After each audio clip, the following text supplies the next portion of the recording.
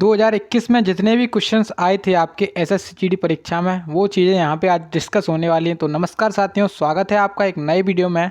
तो साथियों, अगर आप लोग भी एसएससी जीडी परीक्षा 2023 के लिए तैयारी कर रहे हैं तो उसकी एग्ज़ाम डेट आ चुकी है। आपके एग्ज़ाम 15 जनवरी से स्टार्ट हो जाएंगे। तो आपको एक बेहतर स्कोर करने के लिए इसमें हम बता रहे हैं, यहाँ पे आज हम बात करने वाले हैं हिंदी के ऊपर। हिंदी में आपके क्या क्या क्वेश्चन पूछे जाते हैं और किस तरीके से आपके क्वेश्चन पूछे जाएंगे। तो इस तरीके के क्वेश्चन आपको एग्ज़ाम में मिलने वाले हैं। तो चलिए शुरू करते हैं। ये पिछली ईयर का प्रैक्टिस सेट है, पिछली ईयर का क्वेश्चन है। देखिए क्वेश्चन नंबर 1 है, इसमें कह रहे हैं कि कौन सा विलोम शब्द का सुमेलित शब्द नहीं है। तो आपको क्या क्या चीज़ें याद करनी है एग्ज़ाम के लिए वो मैं आपको बताऊंगा, और कुछ चीज़ें ऐसी हैं जो आप लोगों को देखते ही बनने वाली हैं। तो देखिए यहाँ पे विलोम शब्द का सही युग्म पूछ रहे हैं कि सुमेलित नहीं है, मतलब कौन सा ऐसा युग्म है इसमें से वो सही नहीं है। देखिए जो अवनत होता है उसका जो विलोम शब्द होता है उसका विलोम शब्द क्या होता है, उन्नत होता है। ये बिल्कुल सही बात है। उसके बाद अकाम का विलोम शब्द क्या होता है, सकाम होता है। ये बात भी बिल्कुल सही है। और अधम का विलोम शब्द क्या होता है, उत्तम होता है। ये बात भी बिल्कुल सही है। लेकिन अगर हम बात करें यहाँ पे अंगीकार की, तो अंगीकार का विलोम शब्द स्वीकार नहीं होता है। तो ये चीज़ गलत है यहाँ पे। इस वजह से क्या है, सुमेलित नहीं है। तो ये चीज़ यहाँ पे करेक्ट आंसर हो जाएगी। ऑप्शन नंबर जो फर्स्ट है वो इसका करेक्ट आंसर होने वाला है। देखिए अब क्वेश्चन नंबर 2 आया है। इसमें आपसे क्या कह रहे हैं, सही वर्तनी वाले शब्द का चयन कीजिए।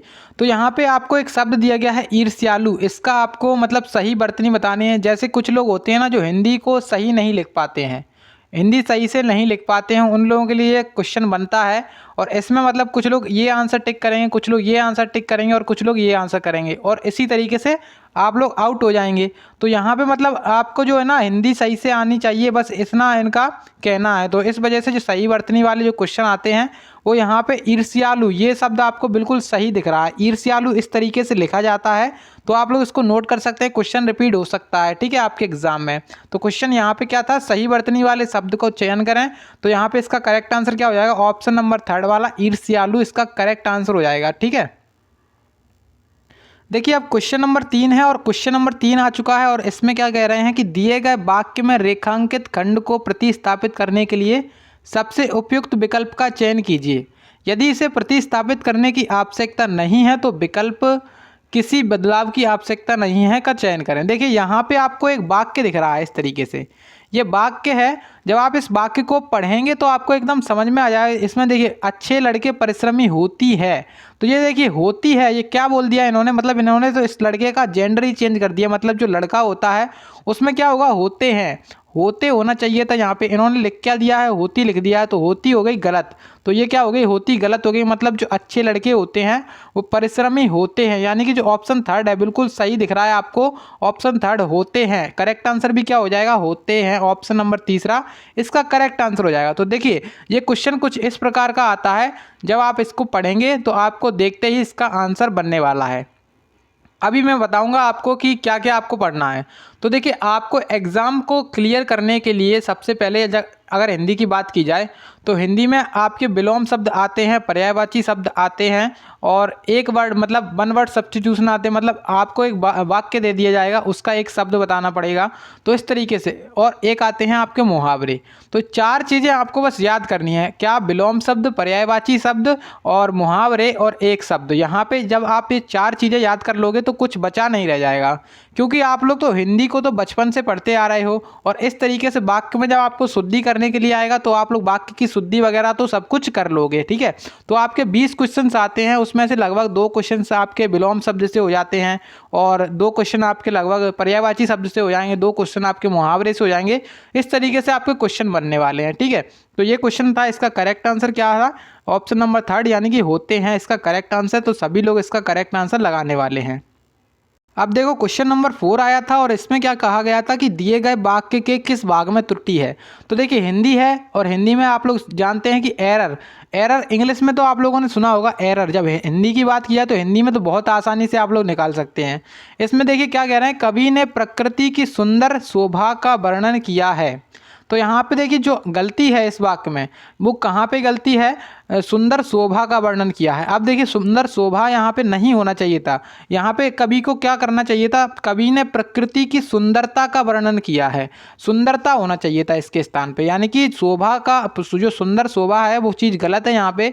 तो किस भाग में त्रुटि हो जाएगी, ऑप्शन नंबर यहाँ पे जो 4 है सुंदर शोभा, यानी कि 4th ऑप्शन इसका करेक्ट आंसर हो जाएगा। अगर इसकी सही की बात की जाए तो इसमें सही क्या होना चाहिए था, इसकी सुंदरता होनी चाहिए थी, यानी कि कवि ने प्रकृति की सुंदरता का वर्णन किया है। तो इस तरीके से ये करेक्ट आंसर होता, यानी कि किस पार्ट में गलती है, ऑप्शन 4 वाले में यहाँ पे करेक्ट इसका आंसर होने वाला है।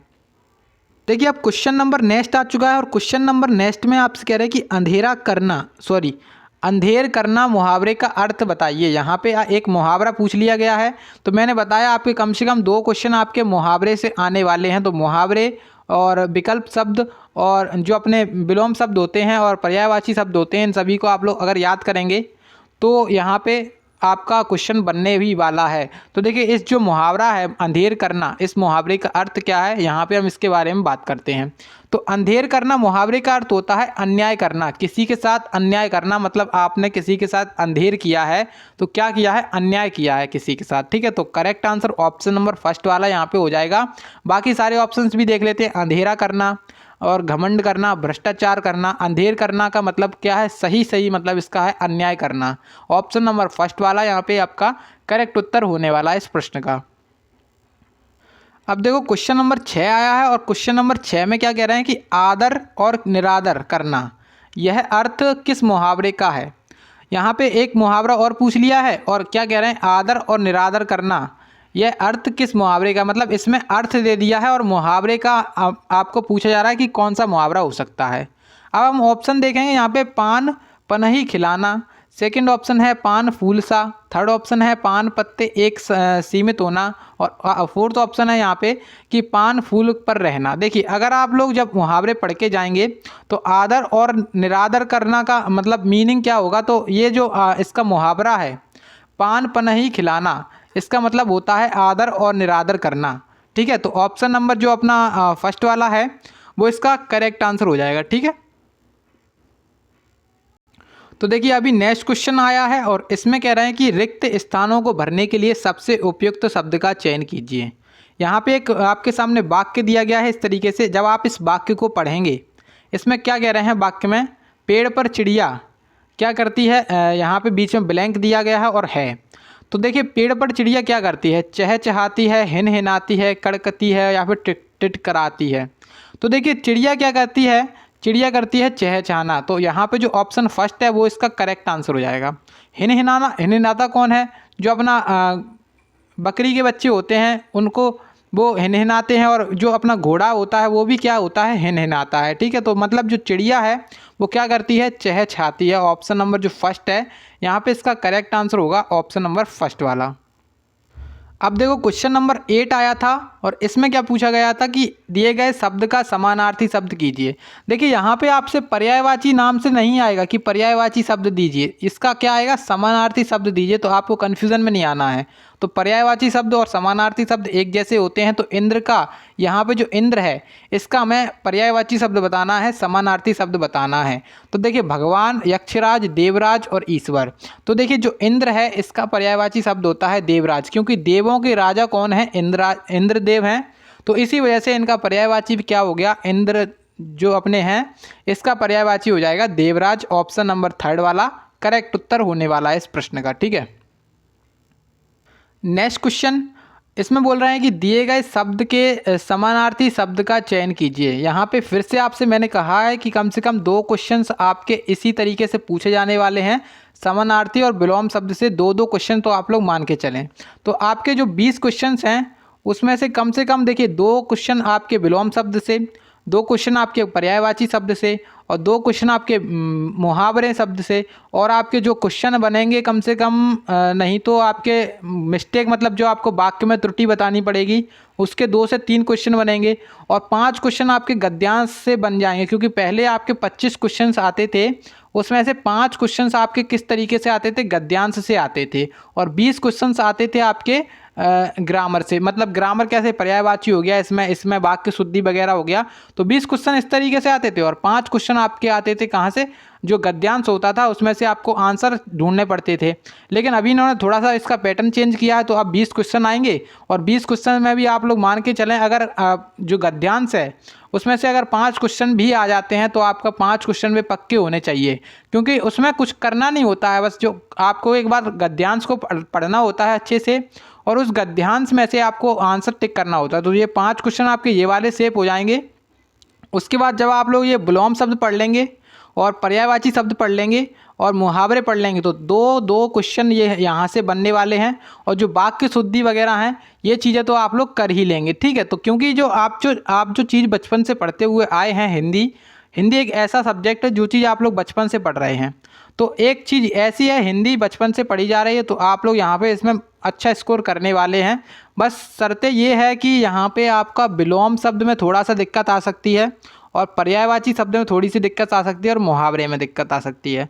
तो 3 पर फोकस करिए आप लोग, तो बाकी सब चीज़ें आपके मतलब निकल जाएंगी, ठीक है। तो ये क्वेश्चन था, इसका आंसर क्या था, तो यहाँ पे पहले क्वेश्चन को पढ़ते हैं। इसमें कह रहे हैं कि दिए गए शब्द के समानार्थी शब्द का चयन कीजिए। यहाँ पे एक तुरंगी जो शब्द है, तुरंगी का शब्द क्या, इसका पर्यायवाची शब्द क्या होता है, इस तरीके से क्वेश्चन है। तो तुरंगी मतलब क्या होता है, तुरंगी मतलब होता है घुड़सवार, यानी कि जो घोड़े पर सवारी करता है उसको बोलते हैं घुड़सवार, यानी कि तुरंगी। ऑप्शन नंबर इसका कौन सा आंसर हो जाएगा, सेकंड वाला इसका करेक्ट आंसर होने वाला है।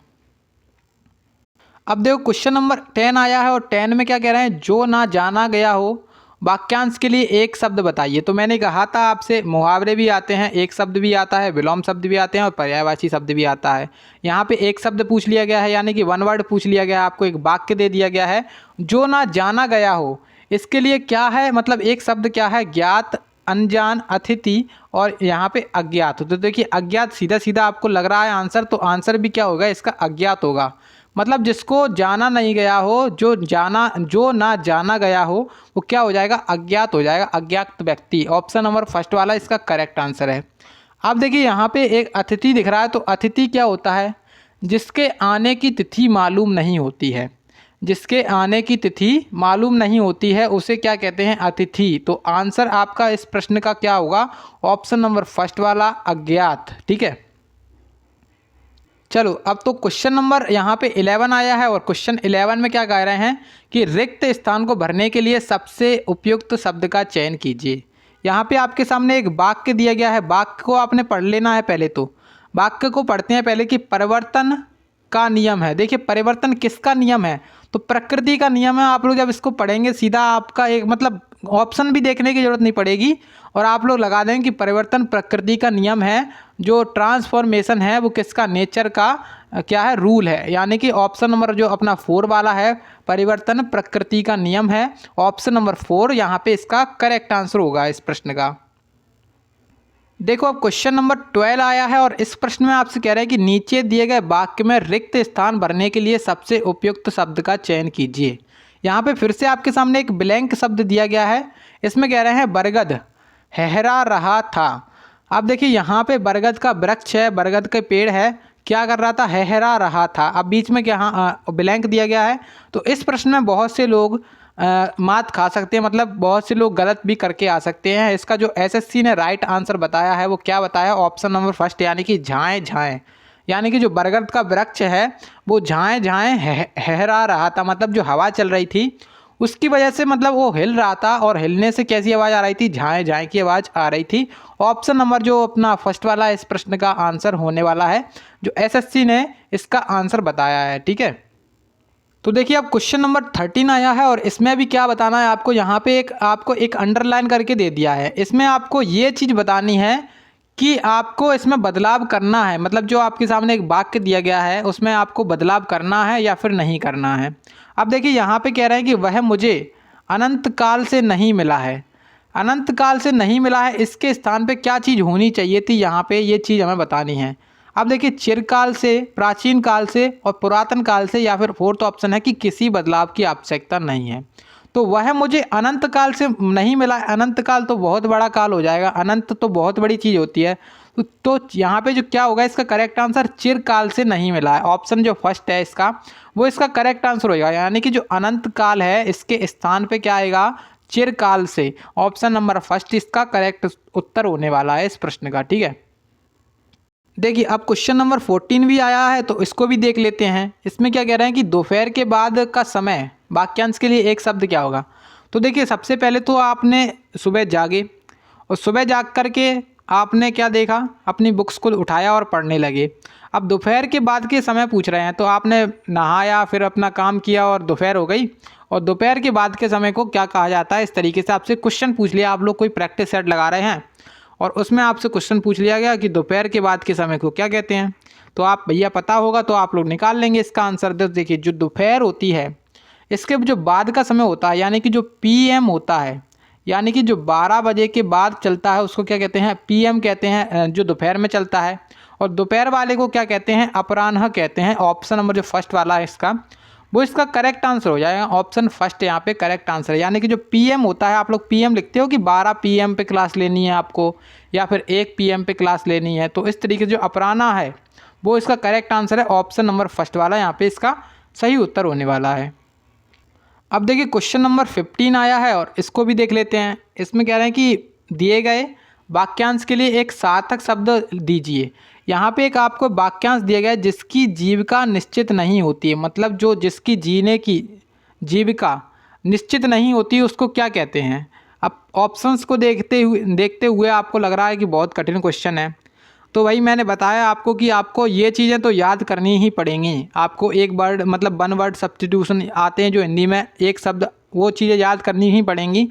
तभी आप लोग जो है ना हिंदी में 20 में से 20 मतलब 20 में से 20 क्वेश्चन सही करोगे, यानी कि 40 में से 40 नंबर लेकर के आ पाओगे। तो जिसकी जीविका निश्चित नहीं होती है उसको क्या कहते हैं, आकाश वृत्ति। ऑप्शन नंबर फर्स्ट इसका सही उत्तर होने वाला है। तो बहुत से लोग ने इसमें गलत आंसर भी लगाया होगा, खेचर, आत्मघाती, अगोचर और आकाश वृत्ति। ठीक है, तो बहुत से लोगों ने इसका गलत आंसर भी लगाया होगा।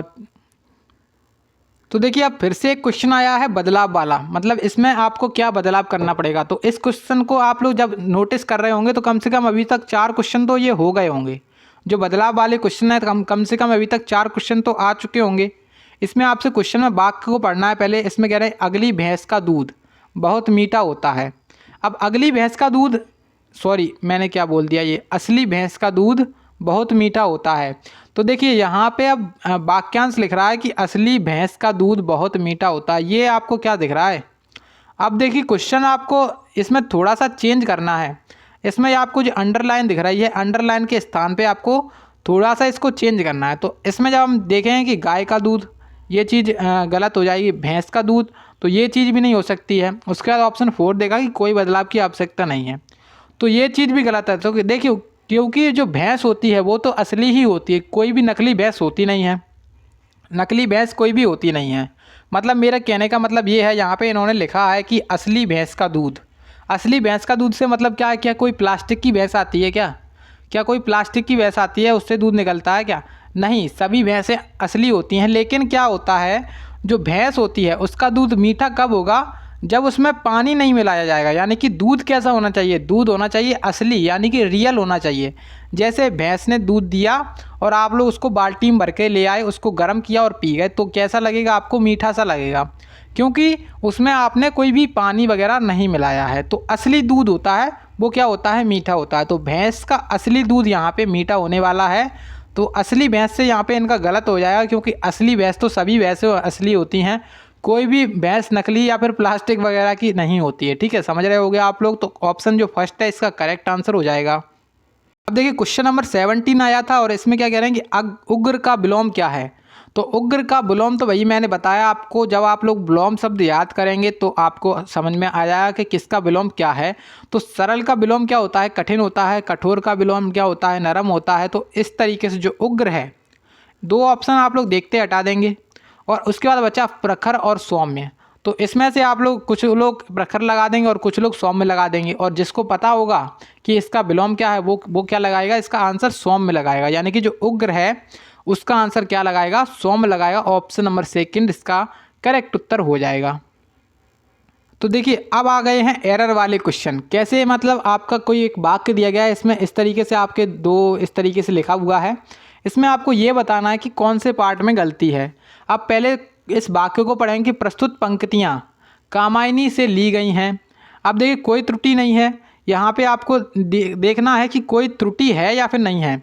अब देखिए प्रस्तुत पंक्तियाँ कामायनी से ली हैं का मतलब क्या है, ली गई हैं हो सकता था यहाँ पे, तो मतलब जो तीसरा पार्ट है यहाँ पे इसमें गलती है, यानी कि जो तीसरा पार्ट है ली हैं, इसमें ये गलती हो सकती है, यहाँ पे ली गई हैं हो सकता था।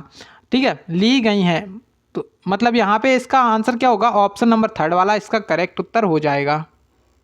देखिए एक क्वेश्चन और आया है, इसमें वाक्यांश में उसी प्रकार से क्वेश्चन है और इसमें कह रहा है कि अन्य वर्ष के समान इस वर्ष भी फसल बहुत अच्छी रही। अब जो 4 है इसमें कि कोई त्रुटि नहीं है।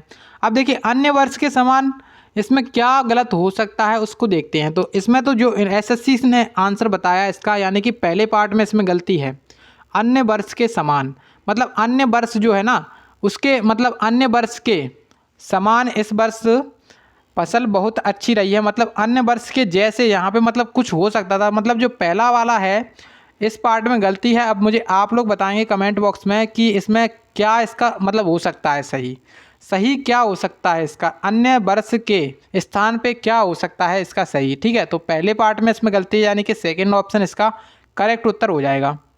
तो देखिए अब आज का लास्ट क्वेश्चन देखते हैं और इसमें आपसे कह रहे हैं कि सही वर्तनी वाले शब्द का चयन कीजिए।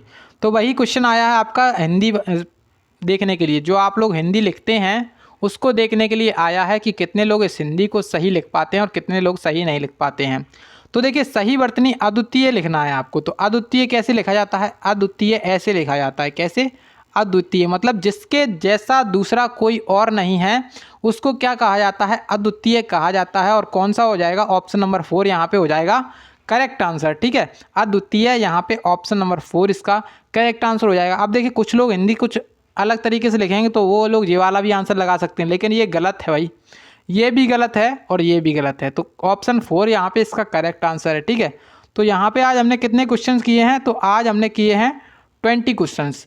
पिछले शिफ्ट में आपके 25 क्वेश्चंस आते थे, जिसमें से 5 क्वेश्चन किसके आते थे, गद्यांश के आते थे। तो मैंने गद्यांश के क्वेश्चन आपको हटा दिए हैं यहाँ पे, और जो अपने ग्रामर वगैरह पोर्शन से आते थे उसको मैंने लिख दिया यहाँ पे। ठीक है, तो यहाँ पे कितने क्वेश्चन हुए हैं, 20 क्वेश्चन हुए हैं, जो कि आपके एग्ज़ाम के ओरिएंटेड क्वेश्चन होने वाले हैं। कई बार क्वेश्चन रिपीट भी हो जाते हैं, तो आपको अच्छे से इनको एनालिसिस करना है। इनके आधार पे आपको देखना है कि आपको क्या चीज़ याद करनी है और क्या चीज़ याद नहीं करनी है। ठीक है, तो अगर आपको ये वीडियो अच्छी लगी है तो प्लीज़ एक बार वीडियो को लाइक कर दीजिएगा, और वो सब्सक्राइब वाला कुछ होता है तो उसको भी कर लीजिएगा। ठीक है, चलिए मिलते हैं अगली वीडियो में, तब तक के लिए जय हिंद जय भारत।